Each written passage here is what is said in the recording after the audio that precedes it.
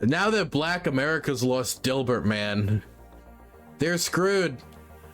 What are they gonna do? What are they gonna do now? Oh yeah, did you guys see that Dilbert's racist now?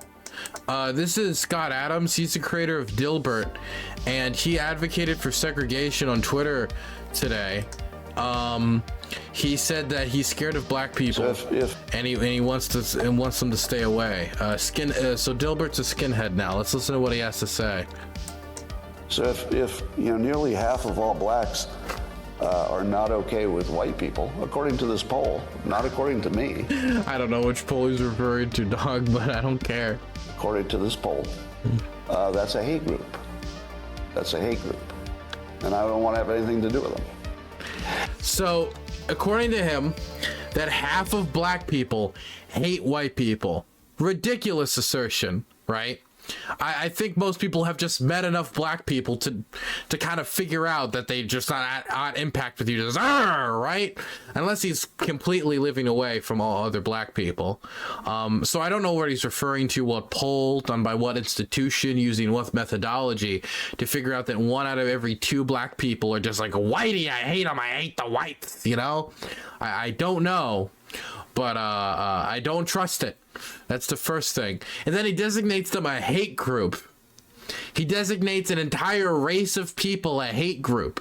You know, the thing is about a hate group, that if you're in it, it's because you hate people. And the principles of being in said group is that you hate others. For example, the American Nazi Party. What's a guiding principle of them? To hate the Jews. Therefore, it's a hate group. The Ku Klux Klan. What's a guiding principle of them? To hate black people. So what makes that a hate group? White people aren't a hate group. Chinese people aren't a hate group. Asian people aren't a hate group. Black people aren't a hate group. These are races of people. Okay, let's keep going. And I would say, you know, based on the current way things are going, the best... It was a Rasmussen poll. Of course it was. Okay, got you. For those of you who don't know, Rasmussen is a right-wing pollster, and I would still like to see the methodology. What was the sample size, and what was the question asked? And I would say, you know, based on the current way things are going, the best advice I would give to white people is to get the hell away from black people. Just get the fuck away. Jesus, it's just like segregation. Okay. Wherever you have to go, just get away. Because there's no fixing this. This can't be fixed. All right, this can't be fixed.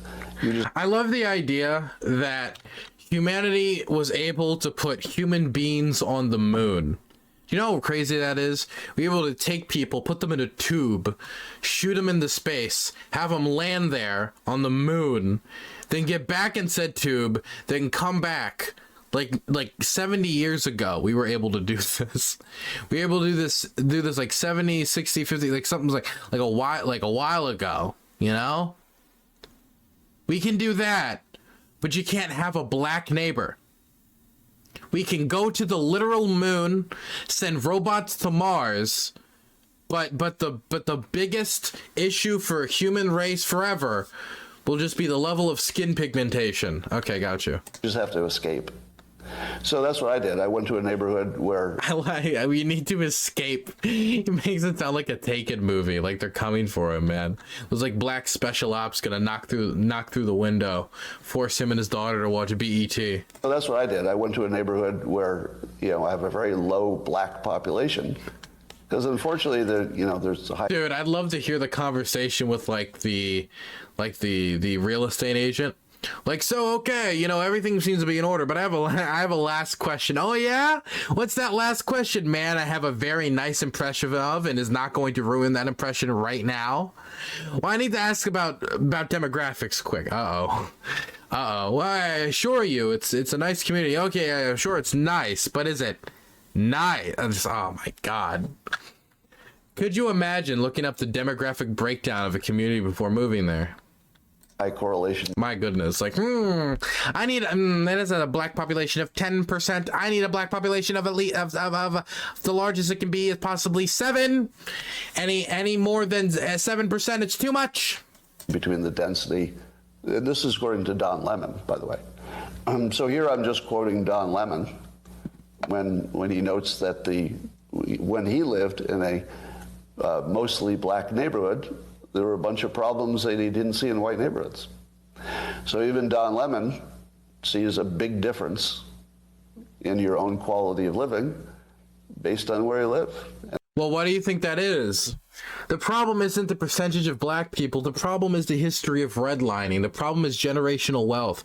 If you enslave people and steal them from another country, not that they chose to migrate there or fled religious prosecution, but were shackled and dragged onto boats after being sold off by warring tribes, right? Brought over the sea, half their families dumped off the fucking side of the boat with zero care in the world because they catch disease as they land, and then they till the land for generations with zero recompense, zero amount of money.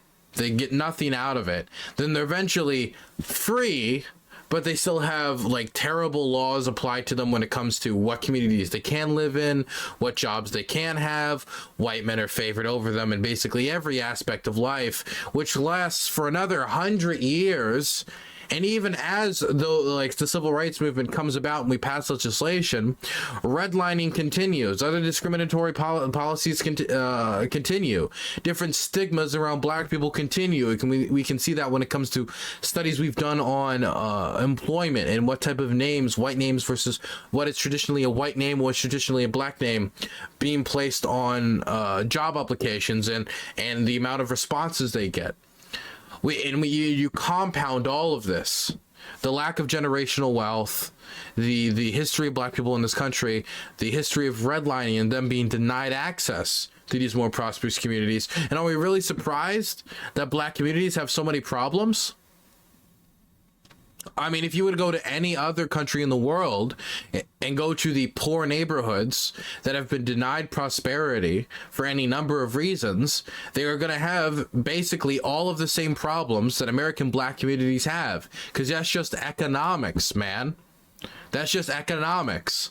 These problems that he's talking about seem to mostly go away once the property value of the community goes through the roof. So it doesn't seem to be genetic. It seems to be economic, mostly socioeconomical. But it has to be skin pigmentation. It's magical skin pigmentation. Once you have a certain level of melanin, right, you just start looking at things like, stealing and differently. Like, how does it work? It doesn't make any sense. But it's impossible. We can never overcome the problem of generational wealth. We can never overcome the problem of systemic oppression. We can go to the moon, we can go to Mars, but these are impossible to conquer problems. So we should just give up and resegregate society and return to the instability of the 1960s. The 1960s, known as a particularly stable time in American history when it comes to race relations. We should return to that. And who's there. So I think it makes no sense whatsoever as a white citizen of America to try to help black citizens anymore. It doesn't make sense. It's no longer a rational impulse. And so I'm going to back off from being helpful to black America because it doesn't seem like it pays off. Dude, now that black America's lost Dilbert, man, they're screwed. What are they gonna do? What are they gonna do now? What are they gonna do? Like, Dilbert was single-handedly. People talk about like black activism or like direct action or charity or government Pell Grants or any of these number of funding to like historically black colleges or anything of these issues. No. Jesse Jackson. No. John Lewis. No. None of them. Scott Adams of Dilbert has been holding up the black community by himself as everybody else was on the sidelines. And now that he's going to drop it, like it's just going to shatter. It's going to collapse now that you don't no longer have Dilbert's support. Black Twitter is in shambles at the loss of Dilbert. Dilbert's disinvited from the cookout. It's over. Like, I've been doing it all my life, and the only outcome is I get called a racist. What was his aid to the black community? I'm sorry, like maybe I'm missing the like like the long like history of the Dilbert Foundation for historically black colleges, where he's pumped to like a record 200 to 300 million dollars in the black colleges across the country or something. But I have a weird feeling that there's not that much activism behind what Dilbert is saying here, what Scott Adams saying here. That's the only outcome. It makes no sense to help black Americans if you're white. It's impossible to comprehend how your neighbors and your fellow countrymen being more prosperous could possibly benefit you down the line when it comes to them buying more consumer goods, them buying more services, having just generally safer communities, dealing with the opioid crisis better, dealing with the drug war better, having a less divisive community. Like all of these, how could we ever want any of these goals? Because as we all know, the 1960s was the least divisive and quietest time in American history, when we had all that segregation. Don't even think it's worth trying. Totally not trying. And there we go. You didn't expect that today, did you? But those who don't want to focus on education, you just need to get away from them. Just get as much distance as you can. That's my recommendation. And I'm also really sick of seeing video after video of black Americans beating up non-black citizens. I'm sorry, man. I've been on Twitter. He just said, look, I've been on Twitter a lot. I'm gonna translate what Dilbert just said, okay? I've been on Twitter a lot, and I follow some accounts that have like, synthwave edits of like Nazi generals or like George Wallace, and they have been reposting videos of black people beating up white people. And as a white people, I get offended when I see another white people get hit in the face. And after seeing enough of that, it has built up my racism enough that now the idea of being in the room with another black person makes my skin curl. There's the translation. Okay, there's the translation of what he's saying. I'm sure if I went out looking, I could find plenty of videos of white people beating up black people. In fact, if I go back far enough, I can find a lot of videos. Maybe not videos, but more pictures of white people beating up black people on a mass scale as well. I don't know why you've found this trend where you're going online, you're seeking out, or you're following all these accounts. You get that Twitter has made the determination that your feed, if they send you black people beating up white people, you're going to interact with it. But I mean, I guess that's the community you proliferate yourself in.